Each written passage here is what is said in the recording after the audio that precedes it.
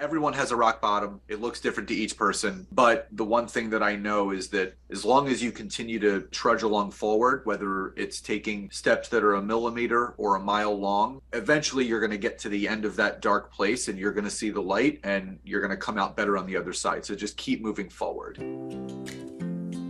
Hi, everyone. Welcome to Heart Inspired, the show dedicated to highlighting individuals in their pursuit of authentic leadership. We peel back the layers to uncover the roadblocks we all face, explore the actions we can take, and how to persevere towards the best version of ourselves. It is my hope that you'll be inspired by their story and gain some insights to help you in your own journey. My guest today is an internationally acclaimed and award-winning online marketer, 3-time best-selling author, top podcaster, and speaker. Scott Aaron is people-focused and result-driven, something that we need a daily dose of.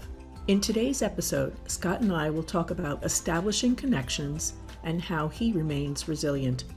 Please welcome my guest, Scott Aaron. Welcome, Scott. Thank you so much for being on the show today. Thanks for having me on. We're talking about resilience, and I know when you and I first met, the one thing that I think we both connected on very well is the fact that relationships are so important, both in business and personally, and that's key to having us get through the highs, the lows, and anything that, life throws at us. And you shared very vulnerably on our first connection, which, was refreshing, but surprising at the same time. So I would love to hear more about, how you started this business of lead generation, and which has a lot to do with connection. And if you want to share a little bit about what prepped you for being such a connector with people. Yeah, so I believe in two specific things. Number one, vulnerability is an important part of being a successful business owner because, again, everyone judges your success by where they see you right now, where they should actually look at it from the perspective of what you had to go through to get to where you are right now. The other aspect is to become successful in anything that you do, whether it's sports related, relationships, business.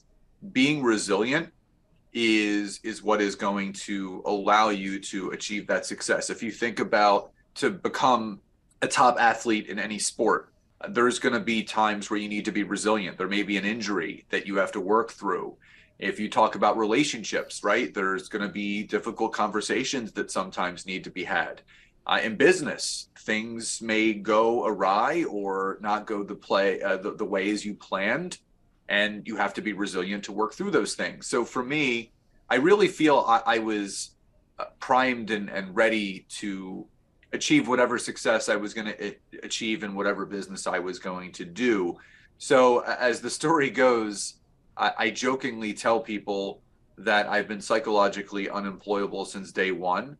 I entered into the world of entrepreneurship at 19 years old in 1998, and I actually took over as owner of a fitness club that my family had.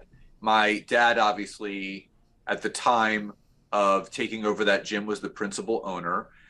But as things started to progress, prior to the purchase of that gym in a previous company that my dad was working for, they were actually under investigation for insurance fraud. And my father was involved in that investigation. He cooperated with the federal government. But at the end of that, he ended up having to serve 2.5 years in federal prison. And because of that trajectory that his life went in, it shifted the trajectory of my life. At the time, I was just kind of like a free spirit, like little hippie, going to concerts and living my best life. And you were only 19, right? I'm only 19. I was a sophomore in college. I was at You're the university. I was at the University of Pittsburgh. I had a couple odd and end type of jobs in high school and before I went to college, like just to, have some, fun money to do with whatever I wanted to.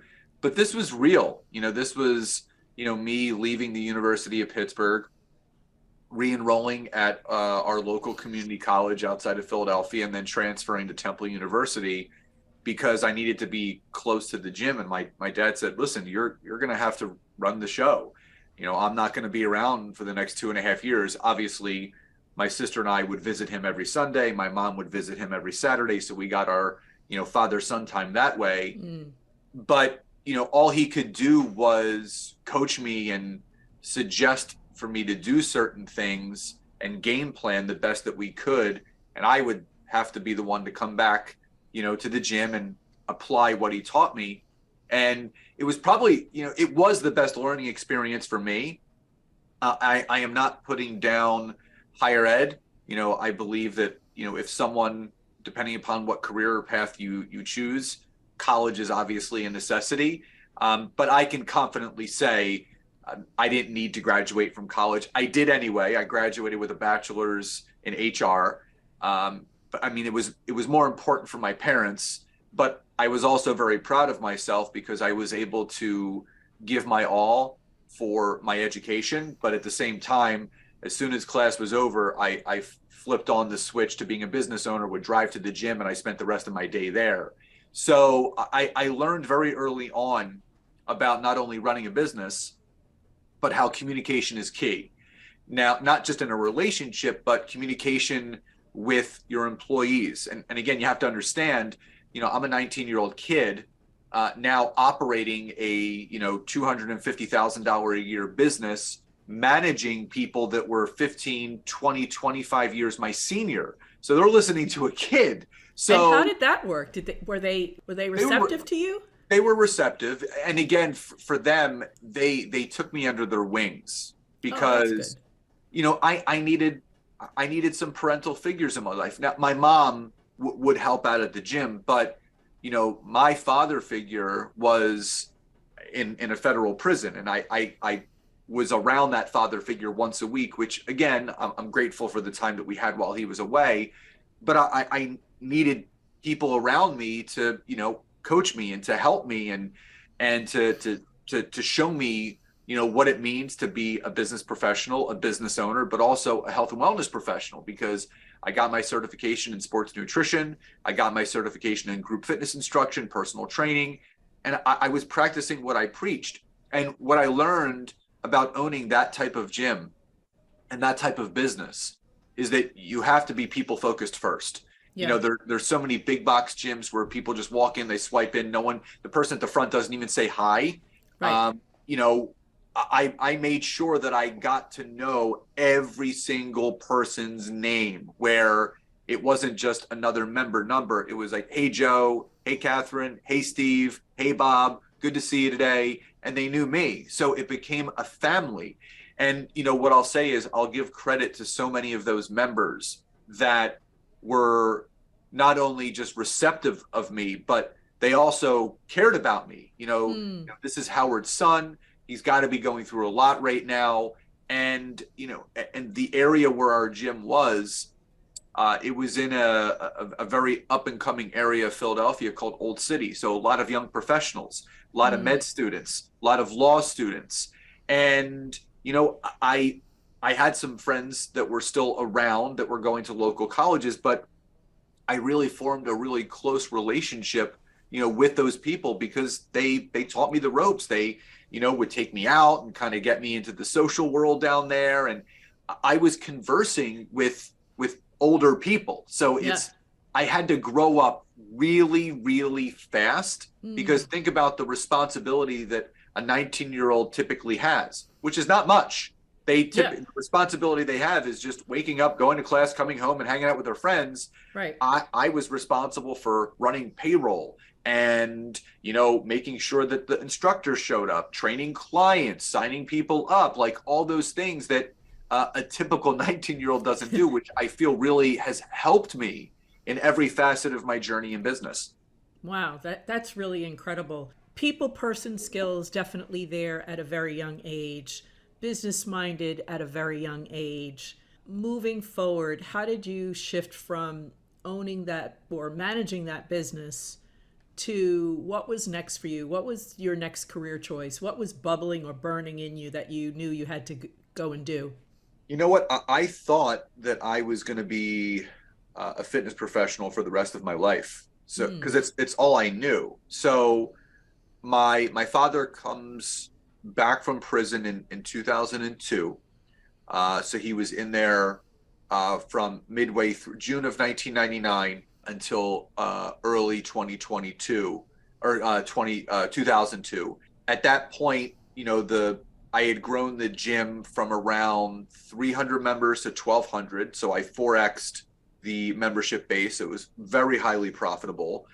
And we decided to say, you know what, let's open up a second location. So in 2002, we opened up a second location. So now we had two gyms, and very unknowingly, another family that fell into some money that were also very fitness oriented had dreams and aspirations of owning gyms, and they actually offered us $1 million for both of our gyms, which I wasn't going to say no to that. I was, I was 20.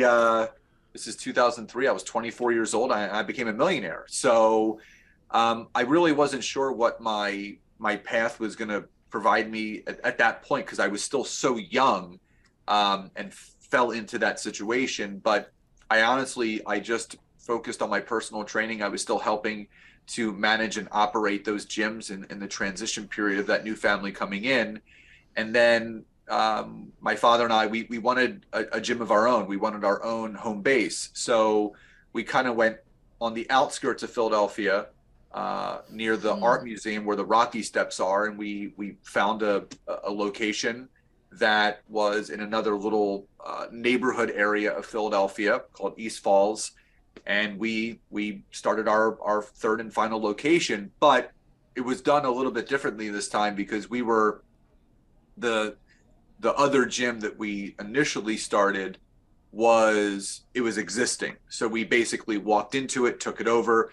This one, we really had to build from the ground up. I mean, it was a shell. So with my parents not having credit due to my father's incarceration, everything was in my name. And I didn't really know what any of that meant in business because, again, when you're in a family business, if there's a dotted line, you sign it. I mean, Yeah. that's basically how it goes. And about 9 years later, in 2012, I was about $1.5 million in liability debt from everything that had happened. So, you go in less than 10 years, I went from millionaire to being more than $1.5 million in liability debt. And at this point, I had just become a father. My son is 10 now.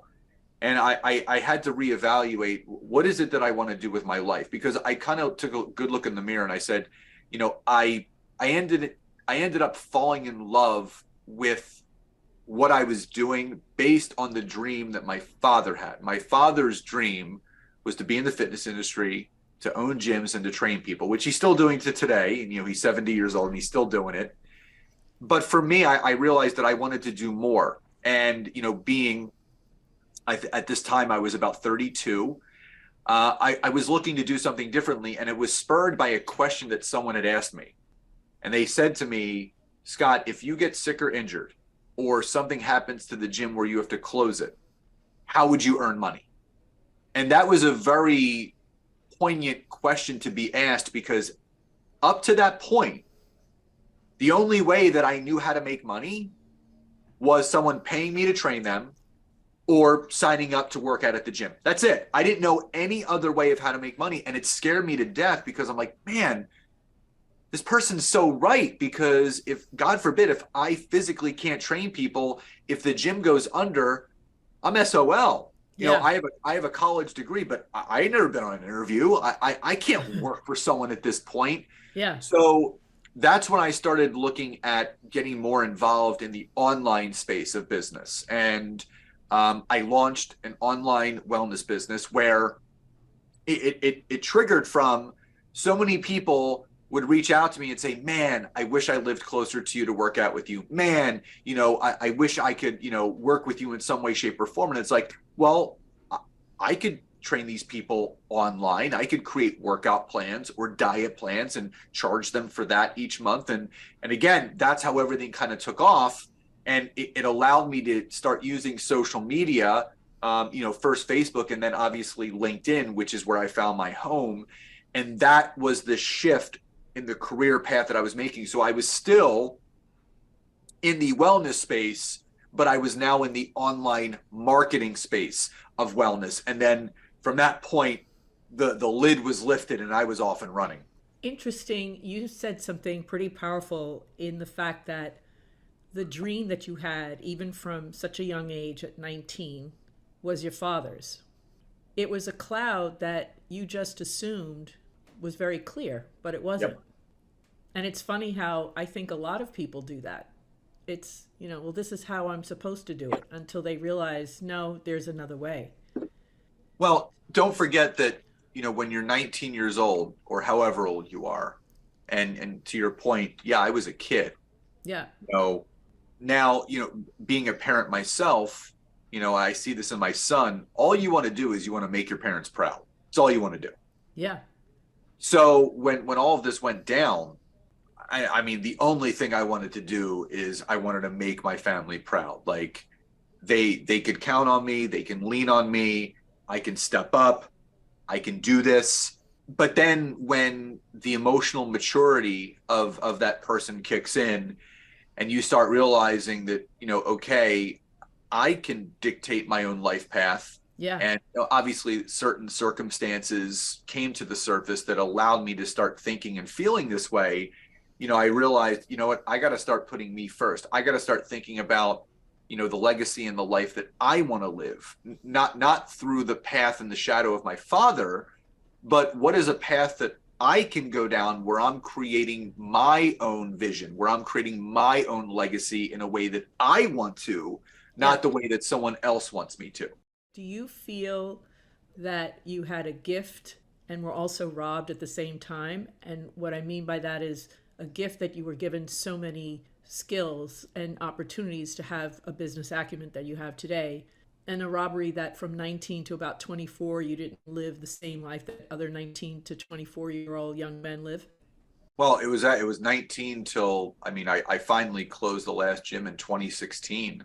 So Oh, just okay. about 7 years ago. Yeah. So, from 19 to 36, but in 2013, that's when I launched the online wellness business and online marketing. I don't think I was robbed of anything. I got the best education you can get. Learning boots on the ground the way that Yeah. I did. Oh my God, it was the ultimate education in how to run a business, but also how not to run a business. I'm a big believer in that your failures are the greatest lessons that you can learn from. Oh, for So sure. I'm someone that does not live with any regret. I don't live with any anger, or resentment. Now, that's not to say my father and I did have a boiling point where I was 100% owner of the last gym, and it was becoming very toxic with all of the financial issues and money, causes strain on a lot of Oh, things. yeah. And I uncovered a few different things that I had to address. And one of them being, I needed my own space within the gym. And I asked my father, we're going to break partnership. I got to take this over myself. You're going to have to find somewhere else to train. Which he didn't put up a fight. He said, okay, if this is what we have to do, this is what we have to do. I didn't speak to him for about a year and a half because I had some healing that I needed to do. And it was one of those things where I stuffed a lot of my feelings. Mm. I brushed them under the carpet and didn't want to face them. And obviously therapy helped with that. I had a business coach that helped me with that and worked through some of those things, which I'm so grateful for, because if I didn't get the help that I needed, I didn't go into therapy, I didn't hire the coach that I hired, I wouldn't have been able to see the real things that were going on, which was basically me stuffing my feelings and understanding that what's done was done. Right. I couldn't hold on to the past anymore. And you sometimes, when you hold on to the past and you hold on to the, like, why is this happening to me? It's all because of this person. That's just going to boil over into other things. I basically had to just bury the hatchet at that Mm. aspect and that point in my life to say, you know what, what's done is done. Mm-hmm. I can't rewind the tape. I can't change anything that happened, but what I can do is change how we're going to move forward from this. Yeah. And when I kind of broke my silence between myself and my father, I called him and I said, listen, I'm not ready to yet meet in person, but I just want to tell you I love you. I'm not mad at you. I know nothing was done intentionally to hurt me in any way. I don't want to, hold on to this anger or this resentment anymore. I just want to move forward in a positive way. And then about 3 months later, we finally did meet for coffee. And, that was, 2014, 2015. And, we're best friends again. So it's, and that, I think that's a very special thing.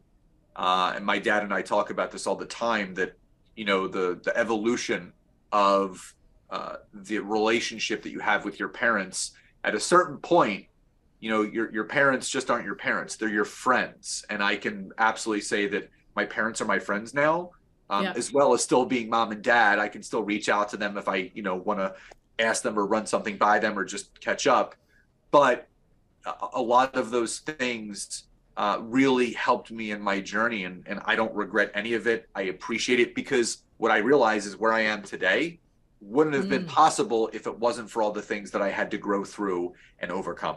Yeah, that's right. I'll tell you, similar, I had a break in my relationship with my mom. I was single parent raised, and I had that break from my mom for a year plus.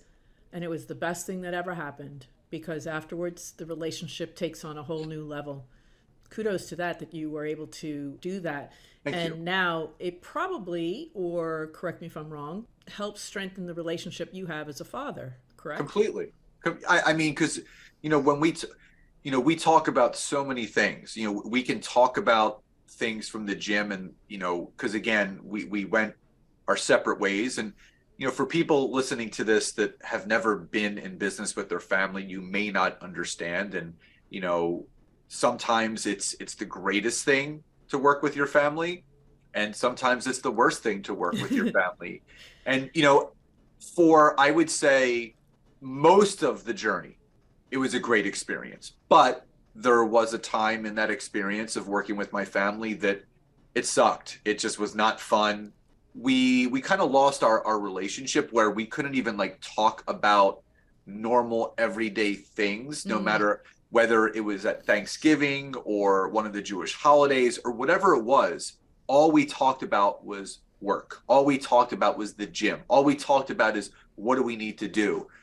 Now we talk about everything. We talk about, the past, the present, the future, things that we're working on. And it's amazing. Like yeah. I wouldn't trade it in for anything. You're talking about just life and the quality that you have. That's awesome. So, Scott, you're an author, you're an award winner. When did all the aspirations start about writing books? It started as a challenge from my network. So I've written 5 books. 4 have hit bestseller in some category on Amazon. So as the story goes, it was 2015, and I was on a platform called Periscope, which was a division of Twitter. It's still around, but not many people use it. And it's like a live stream where people can like type in some stuff. And so I was on there one night, and I asked my audience, I said, what is something that you would like to see me do that I haven't done before? And someone said, you should write a book. And I'm like, huh. And this was like November of 2015. And I said, okay, done. Let's do it. And I sat down that weekend, and I wrote like 35 pages. And it just, and it was, I wanted to share my journey, because I was bullied and picked on as a kid. I had to file for personal bankruptcy at one point. I was married and divorced twice. There were, I lost a house. There were a lot of things that I had to traverse through to get to where I am today. And I wanted to write a book to give people hope that you're not alone. You can come out on top if you keep moving forward. So I was writing this book, got sidetracked as things typically Yeah. do, and kind of put it down. And about 6 months went by, and I'm like, I really got to finish this thing. And I had committed to going to a mindfulness retreat in Costa Rica the next November. So this is now a year later, November 2016. And I had just about finished the book. I was kind of not really sure what the name of the book was going to be, but I ended up befriending someone else that was on the retreat with me. He was a Canadian children's author. And I said, I know this is kind of out of the blue, but I'm in the process of finishing my first book. If I sent you the transcript, would you mind reading it? He said, absolutely. He goes, here's my email address, send it over to me. So I did. What I didn't know is he was going to read it right then and there. So an hour later, he texted me and he goes, I'm done. Let's meet in the coffee shop and let's talk about it. And we sat down and he goes, listen, you got something here. He goes, this is great, very well written. I can visualize everything that you went through. And he goes, as far as a name of the book, he goes, what I keep seeing is, and he goes, now knowing you and spending time with you, he goes, what I keep seeing is good guys always win. Because he goes, you hear the adage that, nice guys finish last, right? Yeah, yeah. And he goes, you're such a good guy, for the things that you had to go through to get to where you are now. He goes, it takes a special person to do that. And that became the title. And he goes, I see a picture of you standing against a very colorful wall. And that's exactly what the book ended up becoming. So it ended up becoming, nice, good guys always win, how to become your own hero and live your best life. And, Awesome. And I didn't sell many copies, but that was kind of like where the lid was lifted. I'm like, okay, I'm an author now.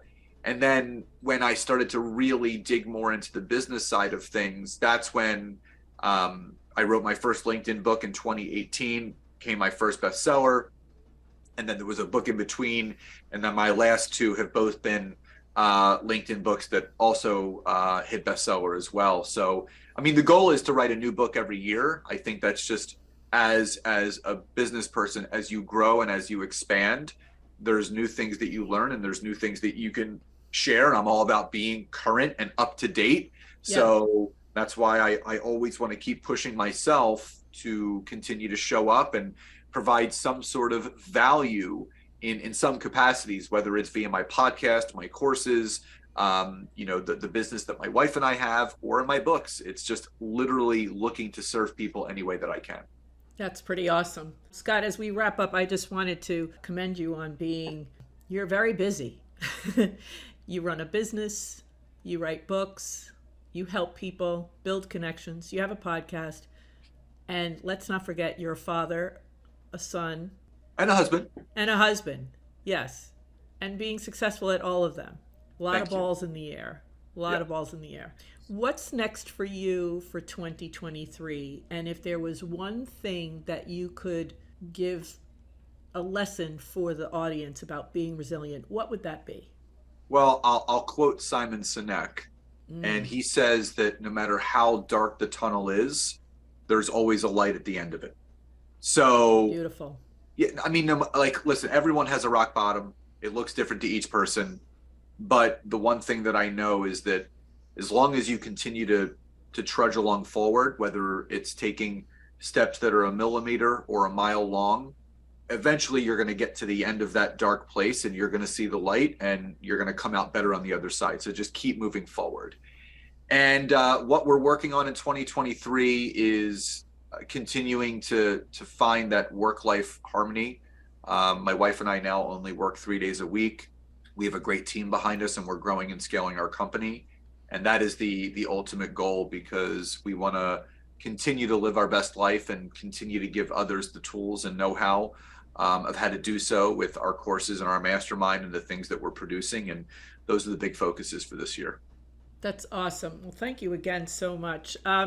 You have 5 books. We'll make sure that all of those are in the show notes. courses, links to your courses, Mastermind, any of those things? Yeah, I mean, if people go to scottaaron.net, everything is on there. My latest book, my podcast, the courses that we have, you can find everything right then and there on scottaaron.net. Awesome. Thank you again so much. All the best to you. I'm so happy that we are connected, and I appreciate you. Well, I appreciate you too, Michelle. Thank you for the opportunity. Thank you again for listening. We'll be back soon with a brand new episode of the Heart Inspired podcast. Until then, I'm your host, Michelle Delgado. I welcome you to support the show by rating us on Apple, Spotify, or wherever you listen to your podcast. To learn more about HeartMetrics Consulting, book a strategy call by visiting the website at heartmetrics.com.